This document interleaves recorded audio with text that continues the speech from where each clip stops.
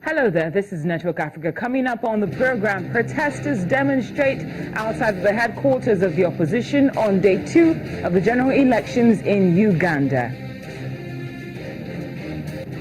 Then we have the latest for you on the attack of an IDP camp 2 nights ago in Malakal of South Sudan. And later on our Africa Tech segment, we give you tips on how to make the best of the economic situation in Nigeria despite the drop in the naira.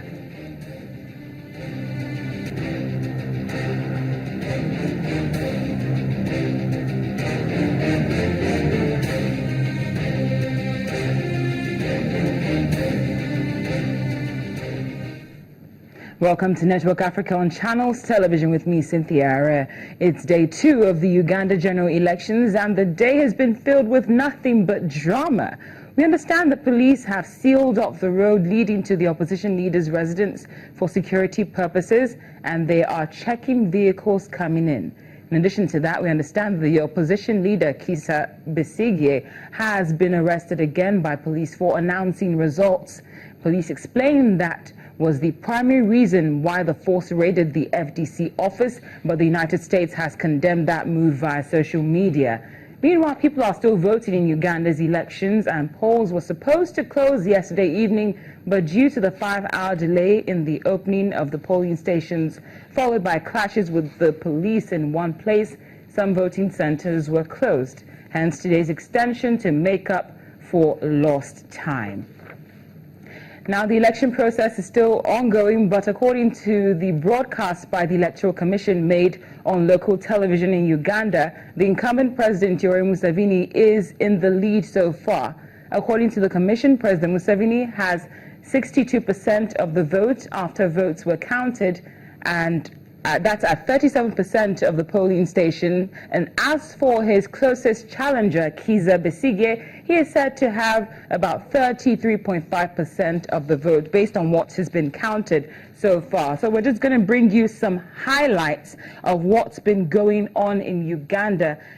Based on what we've told you and what we also know based on the information we have coming in at this moment, we understand that there's still heavy police presence at the opposition headquarters.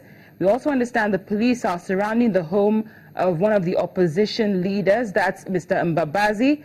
Tear gas was fired to disperse crowds at the opposition office, and voting is expected to conclude today.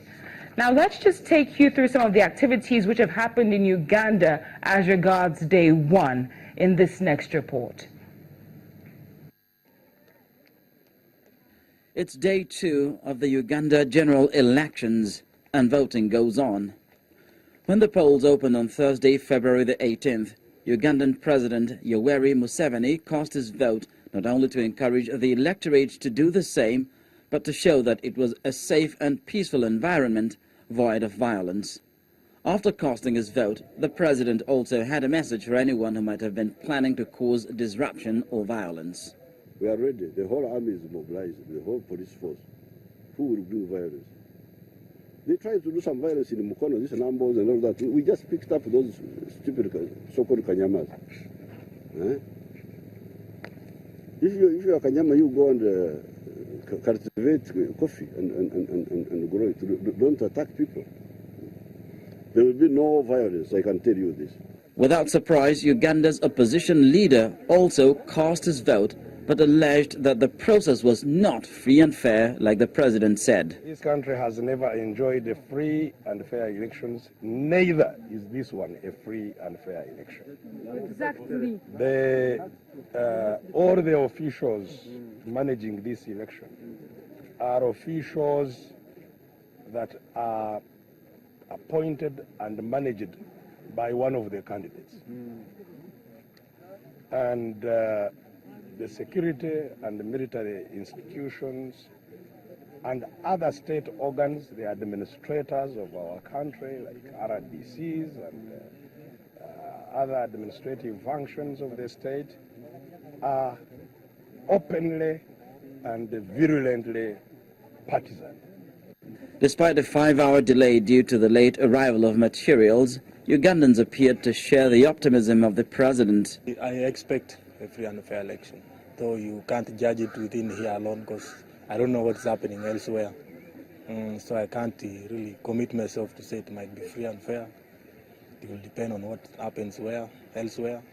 However, perfection is more or less an illusion, and voting had to be closed in one polling station due to some clashes. Military police had to clear roads in Kampala, blocked by voters protesting ballot box stuffing. Came back here at around 1:30 p.m. They came here with the box full of ballot papers, but the box was open. And the ballot papers which was inside, they were only for MPs. There is no for presidents. Then the people started to shout, where's the ballot papers for president? Where's the ballot papers for president? Now, and the angle where the people grabbed the box and they start tears all the ballot papers of the what? The MPs. That's the situation. At the close of the polls on day one, votes were counted in the hotly contested presidential election, despite the protests and allegations of vote rigging. President Museveni came to power in 1986 after waging a 5-year guerrilla war.